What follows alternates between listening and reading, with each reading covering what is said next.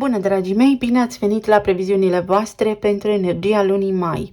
Acestea se aplică pentru toți cei care au ascendentul, soarele și luna în Scorpion.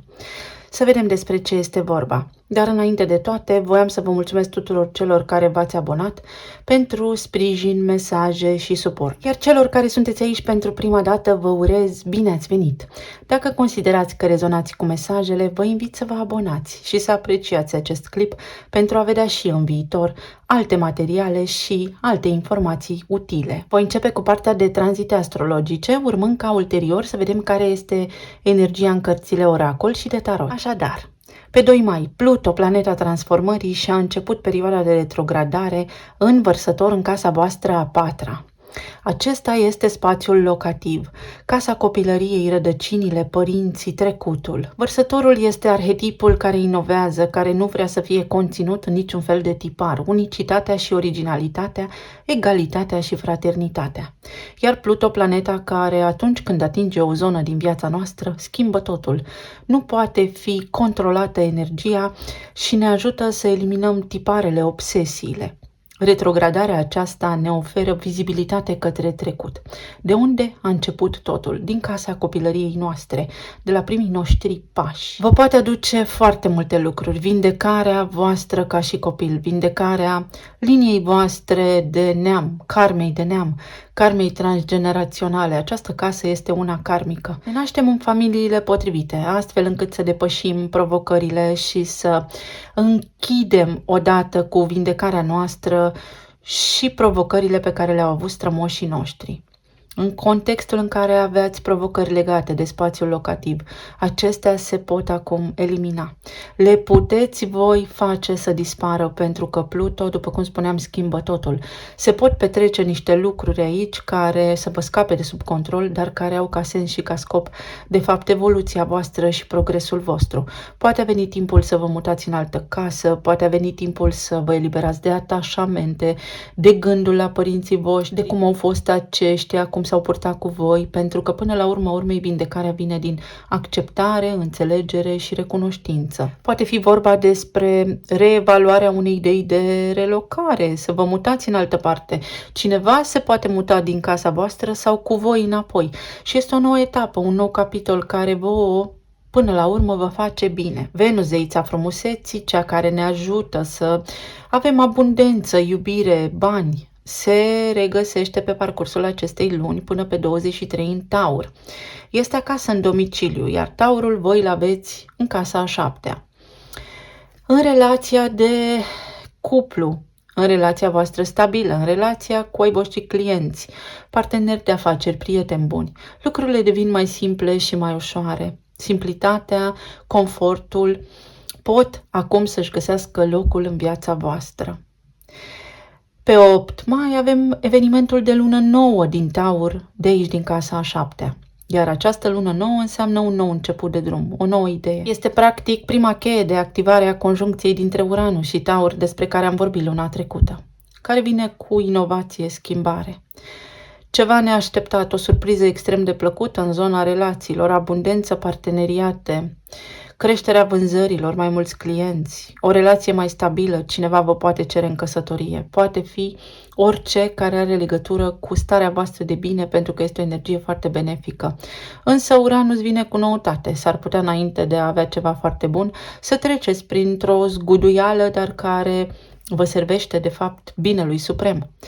În această lună vom avea aici Uranus, Jupiter, această lună nouă, avem Soarele, avem Venus. Energia este foarte structurată și orientată către materie primă, către viață simplă, simplitate, confort, către stare de bine. Toate aceste lucruri pentru voi înseamnă dintr-o dată se schimbă totul. Se poate schimba totul în acest sector din viața voastră, unde înainte poate au existat probleme, tocmai pentru că retrogradează Pluto. Vă arată trecutul vostru și vă spune: tu nu trebuie să fii ca părinții tăi, tu nu trebuie să fii ca neamul tău, tu ești tu și asta contează. Această casă a relațiilor are legătură și cu identitatea ta. Cum te vezi tu în raport cu ceilalți? Tu acum strălucești și este foarte bine așa. Și nu mai departe de 15 mai vine și Mercur, planeta intelectului, tot aici, în casa a 7-a în Taur. Încet și sigur câștig cursa, cu foarte multă răbdare înainte. Construiești o relație stabilă. Construiești o viață nouă, parteneriate noi, poți întâlni pe cineva, chiar dacă poate lucrurile nu merg așa pasional și profund cum sunteți voi obișnuiți, este acea ocazie unică pe care o așteptați și o meritați. Aici vorbim despre stimă de sine, fapt care va aduce vă alinarea sufletului și vindecarea, dar trebuie să înțelegeți rădăcina, de unde a pornit totul din casa copilăriei, unde evident că noi căpătăm toate rănile și cea de umilință și cea de abandon și așa mai departe. Energia se schimbă pe 20 mai, când intrăm pe sezonul Gemenilor, adică în casa voastră a 8-a. Și avem Soarele pe 20 în Gemeni, urmat de Venus pe 23 în Gemeni și nu în ultimul rând pe 26 mai de Jupiter. Această casă este o casă karmică, psihologică, vorbește despre profunzime, despre moarte și renaștere, regenerare și transformare, despre datorii, despre resurse împărtășite, taxe, impozite, despre siguranță, intimitate. Aici vom avea Venus și Soarele. Mă simt în sfârșit bine sau simt că pot să vorbesc despre toate aceste lucruri pe care le-am cărat în spate ca o povară toată viața și nu m-am simțit în siguranță sau am stat mereu în stres. Poate până acum toată viața voastră a fost despre stres, despre ziua de mâine și ce fac mâine, ce mănânc, cum îmi hrănesc copiii sau copilul vostru interior a fost mereu în alertă. Voi ca adult ați manifestat alerta copilului interior care nu se simțea în siguranță și în această lună, pentru că această energie unde voi aveți Gemenii vorbește despre frici, ies la suprafață, puteți discuta, ies în lumină. Gemenii sunt intelectul, gândurile, puteți săpa adânc în subconștientul vostru pentru a vă putea transforma viața complet. Jupiter a fost ultima dată aici la voi în casa 8 în Gemeni în 2012 și puteți face o comparație între 2012, situația de atunci și cea curentă.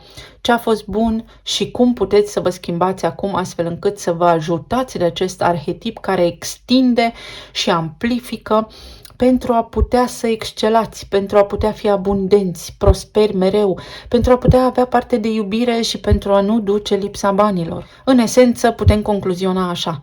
Jupiter aici va lucra cu materialul clientului. Cu cât voi curățați mai mult percepția, cu cât voi înțelegeți mai mult trecutul vostru și îl vindecați și eliminați, nu mai cărați, nu mai puneți amprenta pe trecut, lăsați lucrurile să se ducă și înțelegeți că atât părinții cât și contextul social din acele vremuri a fost de așa natură. Acum aveți ocazia să schimbați trecutul, să vindecați și copilul din voi, și adultul din voi, și neamul. Pe 23 avem parte de o lună plină din Săgetători din casa a doua. Casa banilor câștigați de voi, casa stimei de sine și a iubirii, casa planetei Venus, care este în opoziție cu voi acum. Totodată, Jupiter este în opoziție cu semnul Săgetător pe care îl guvernează. O lună plină vine cu finalitate, vine cu o concluzie, vine cu începuturi noi. Ce am făcut până acum în ultimele 6 luni, cum pot să schimb asta, iar Săgetătorul oferă perspectivă. Perspectivă nouă despre cum să-mi câștig banii, șanse noi, parteneriate noi, un nou contract de muncă, mai mulți bani, cum pot să-mi asigur viitorul, cum pot să-mi fac un plan de economii. Săgetătorul vorbește și despre chestiuni internaționale, despre alte culturi, deci putem acum prin propria noastră credință să ne extindem, să nu avem granițe. Practic, singurul lucru care stă între voi și abundența voastră este gardul pe care l-ați pus acolo cu gândul vostru. Este singurul zid mental. Și mai avem ceva foarte fascinant care se întâmplă în această lună, respectiv renașterea planetei Marte, care în astrologia tradițională este și coguvernatorul vostru. Marte se regăsește în Berbec pe parcursul acestei luni și renaște, adică în ultimele 6-7 luni nu a fost vizibil pe bolta cerească. Iar în astrologie și în literatura de specialitate, așa se spune, renaște Marte în Berbec, în casa voastră a 6-a. Aici vorbim despre sănătate, aici vorbim despre rutină, aici vorbim despre echilibrul emoțional, psihic și mental. Aici vorbim despre spațiul de la locul de muncă, despre cum suntem noi în serviciul celorlalți, despre animalele de companie, dar și despre mentori. Și putem înțelege că în rutina noastră am făcut lucrurile pe care le-am învățat de acasă și apoi am suferit și nu ne-am simțit în siguranță. Este o energie foarte puternică pentru că Marte acum schimbă. sparge zidul pe care tot voi l-ați pus acolo în gândurile voastre. Poate pătrunde în subconștientul vostru pentru a vă schimba viața la nivel de simplitate, de la cel mai mic nivel până la cel mai mare nivel. Profund, puțin complicat, dar nu imposibil. Este o lună totuși ușoară pentru toată lumea. Să vedem ce ne spune și oracolul. Avem Capricornul în poziție întoarsă, casa a 10-a, profesia. Poate v-a fost frică. Știți cum este chestia cu neamul? Nu pot avea suficient de mulți bani pentru că mi uit locul. Din loialitate, compasiune și iubire față de ai mei, dacă ei nu au fost bogați, nici eu nu voi fi. Capricornul, casa 10-a. Pe de altă parte este relația cu tatăl, care poate v-a afectat, indisponibilitate emoțională, abuz fizic, psihologic, emoțional, care v-a încărcat de-a lungul timpului, pe care nu l-ați vindecat, nu l-ați conștientizat și va afecta la nivel de profesie, dar va afecta și la nivel de prosperitate. Iar acum puteți conștientiza toate aceste lucruri, evident că și la nivel de relații. Și casa a 5-a, iubirii, o nouă iubire, bucuria de a trăi, renașteți. Copilul interior se bucură și adultul din voi deopotrivă. Renașteți, vă bucurați, revine creativitatea, vă descoperiți sensul vieții, aveți curaj, aveți entuziasm. Pentru alții dintre voi poate fi vorba despre relația cu ai voștri copii, unde poate v-ați exercitat autoritatea, unde poate v-ați impus punctul de vedere și în această lună puteți să vedeți cum este o asemănare foarte mare între voi ca părinte și părinții voștri și iar puteți vindeca foarte multe lucruri aici.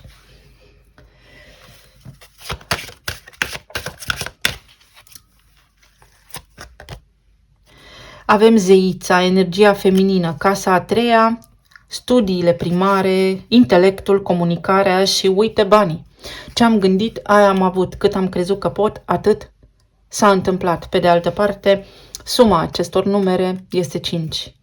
Casa 5-a, bucurie, o iubire nouă, iubirea, revine iubirea. În sfârșit, pot să mă iubesc pe mine sau pot să iubesc pe ceilalți sau cineva mă iubește pe mine și cunosc pe cineva, alături de care acum viața mea să devină ușoară, liniștită, armonioasă.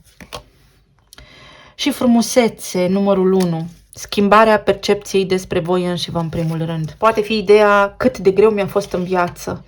Trecem peste. Cât de ușor îmi este de acum înainte sau bun. Ce fac de acum în viața mea ca să schimb, să mă eliberez de acea povară. Mai vreau să iau o carte aici.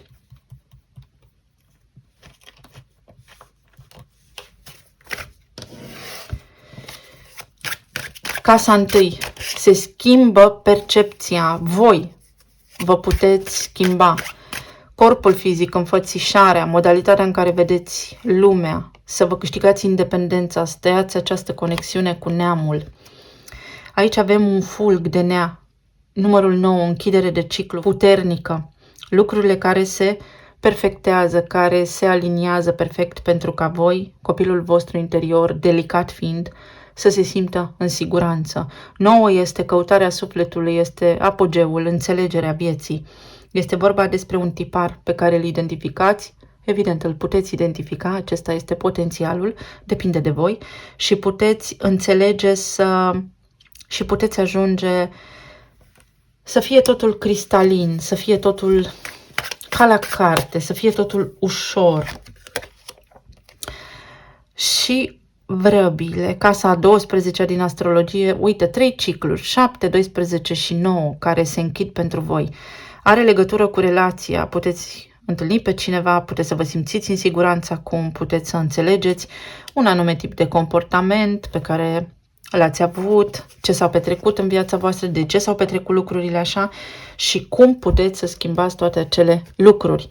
Pe de altă parte, comunicare nouă, se încheie o perioadă care v-a împovărat, care v-a stresat. În zona relațiilor avem regina de bâte, 8 de bâte, comunicare, comunicare și evoluție, 10 de spade, zona planului material, spânzuratul, înalta preoteasă, zona planului emoțional, magicianul, asul de monede. Dragii mei scorpioni, voi dacă vă doriți, vă puteți schimba nu 180 de grade, 360 de grade viața, adică să o luați de la început, să renașteți realmente din propria cenușă. Pasărea Phoenix pe voi vă reprezintă. Pentru cei care sunteți singuri aici, vă recâștigați încrederea în voi înșivă. Poate ați avut provocări, probleme de sănătate, poate ați avut înainte depresie, stări de rău, poate ați avut înainte stimă de sine scăzută și începând cu această lună, lucrurile se înfrumusețează, se schimbă în bine pentru voi. Uite, ora 14, temperanța, armonia, cumpătarea, înțelegerea, echilibrul revine pentru voi aici. Numărul 2, relație, posibilitatea să atrag pe cineva care mă și vede așa cum sunt, foarte atrăgător, foarte frumos. Voi vă vedeți și ceilalți vă vor vedea. Începe ceva la nivel de relație aici pentru voi sau poate începe. Pentru cei care sunteți în relații deja formate, aici vi se pare că cineva este autoritar sau poate voi sunteți autoritari și în relația voastră aveți niște discuții în această lună care vizează și copiii, dar care vă vizează și pe voi și pe partenerul vostru de viață. Și cumva căutați soluții de înfrumusețare, soluții de schimbare după o lungă perioadă în care poate în casa voastră a dominat acea frecvență a conflictului. Se pot schimba lucrurile atâta timp cât și voi și partenerii voștri vă acceptați locul pentru că aveți așteptări prea mari unii de la ceilalți. Poate fi vorba aici și despre o reușită, și despre progres, și despre voință și curaj, despre pasiune și despre excursii, despre vacanțe, despre noi proiecte care vă entuziasmează de acum înainte, pentru că aveți foarte multă energie în casa a 7-a, unde lucrurile vin cu abundență în relația voastră stabilă. Iar pentru cei care sunteți în perioada de separare, este vremea să mergeți mai departe și să vă iubiți pe voi înșivă, să nu cărați după voi eșecul anterior pentru că vă puteți îmbolnăvi. Psihosomatică. Ajungeți să manifestați în corpul fizic. 4 de cupe. Asul de bâte. Este vorba despre perspectivă aici și despre percepția pe care ați avut-o voi despre voi până acum toată viața. 4 de cupe spune apatie, nu am chef de viață și asul de bâte întors. Ei, începând cu această lună, trebuie să aveți chef de viață, să vă asumați să fiți propriul vostru salvator pentru că nu există nimeni altcineva disponibil să vă salveze. Toată lumea este ocupată sau ar trebui să fie ocupată să se salveze pe sine. Este vorba despre flacără, despre bucurie, despre chef de viață care poate apărea aici pentru voi, despre declarațiile cuiva, despre faptul că cineva este foarte atras de voi. Voi s-ar putea să spuneți nu, uite, stai la distanță sau să înțelegeți de ce. Cumva oamenii nu s-au apropiat de voi.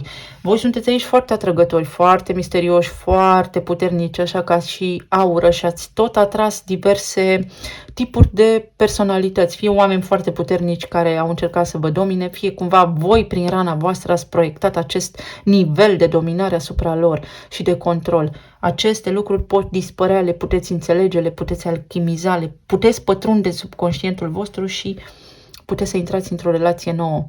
Cei care sunteți în relații deja formate, vedeți aici a existat separare, a existat un blocaj la nivel emoțional, deconectare la nivel emoțional și în această lună puteți să vă reapropiați de partenerii voștri sau poate unii dintre voi doriți să vă mutați, să încheiați această relație și acest lucru se poate cu 10 de spade aici. Am ajuns la final de capitol și este în regulă pentru că eu știu că am tot ceea ce îmi trebuie ca să fiu independent și bine pe propriile mele picioare.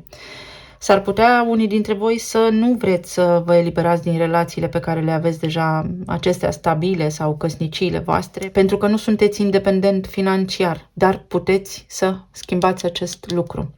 Pentru cei care sunteți în perioada de separare, această nereușită va marca profund și ați spus gata, pentru mine în această viață nu mai este loc de mai bine. Ba da, este loc de mai bine, este vorba despre faptul că noi materializăm prin gând, de care atașăm o emoție și apoi spunem că avem ghinion. Nu avem ghinion, trebuie doar să ne ridicăm vibrația și să credem că putem. Avem aici escapism, decepție, faptul că am fost înșelat sau nu știu de ce toată lumea a avut ceva anume cu mine. Și amintiri. Vedeți, trecutul pe voi aici v-a făcut să intrați în acest 4 de cupe. Nu sunt suficient de buni. Ba da, sunteți suficient de buni pentru că voi în energia voastră sunteți de fapt regina de bâte. Carismatici, puternici, atrăgători, frumoși. Puteți face absolut orice. Dar v-ați dus foarte tare acolo în durere și v-ați făcut frați sau surori cu ea.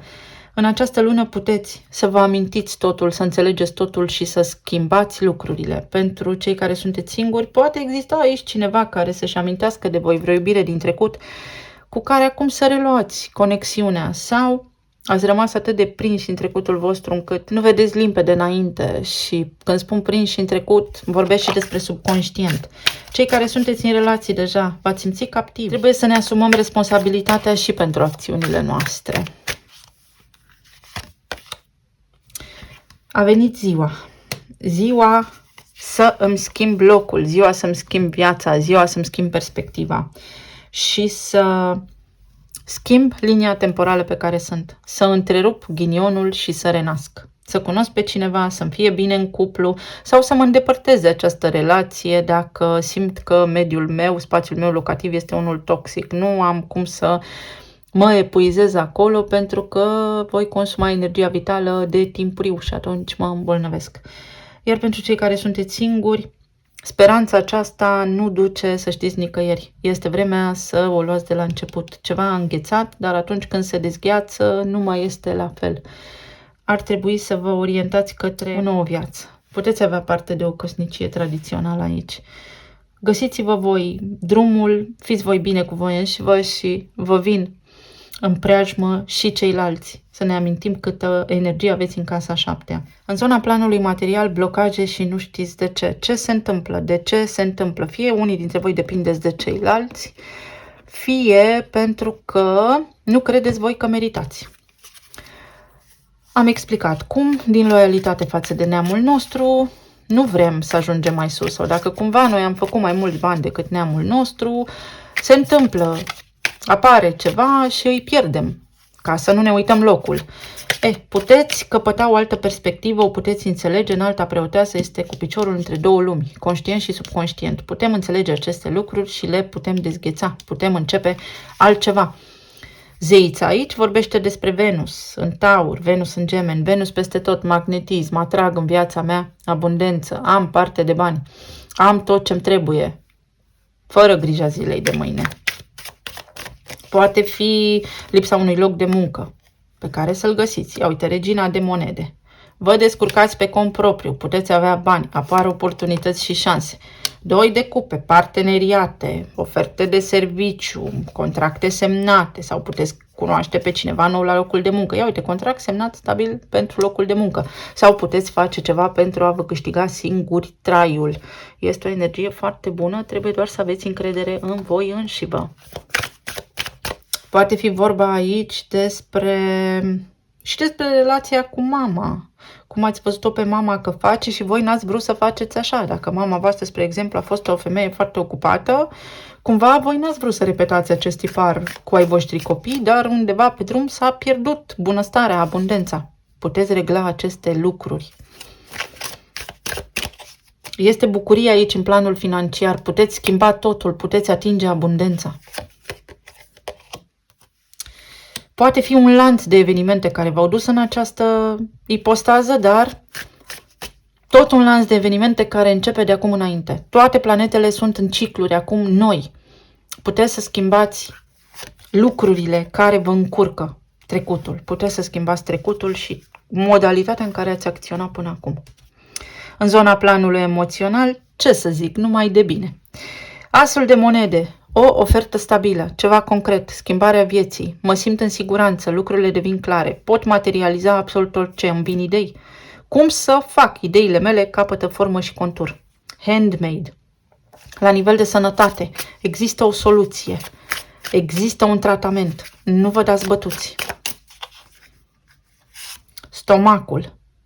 Stomacul este plexul solar. Plexul solar, chakra manipura. Chakra manipura care este legată de manipulare. Nu vă lăsați manipulați, atenție că, gândul vostru, subconștientul vostru v-a manipulat viața. Regina de monede. Și cu toate astea puteți să vă asumați acest rol de salvator în viața voastră. Puteți avea relații stabile, să fiți soții, să fiți soți, să fiți mame, să fiți părinți. Chiar și pentru copilul vostru interior, pentru că pe el nu-l salvează nimeni decât voi. Poate fi vorba despre prosperitate, abundență, despre stare de bine, despre faptul că vă simțiți bine în corpul fizic. și regele de bâte, și despre sprijin din afară, despre partener de viață, despre o nouă relație, despre înțelegerea, regele de bâte, regina de bâte, cu partenerul de viață și 9 de cupe. Tot ce-mi doresc eu se poate îndeplini. Îmi văd visul cu ochii. Un eveniment foarte bun care se întâmplă acum sau care începe de acum înainte să se întâmple și care se derulează mai bine decât v-ați fi putut voi imagina. Talismanele.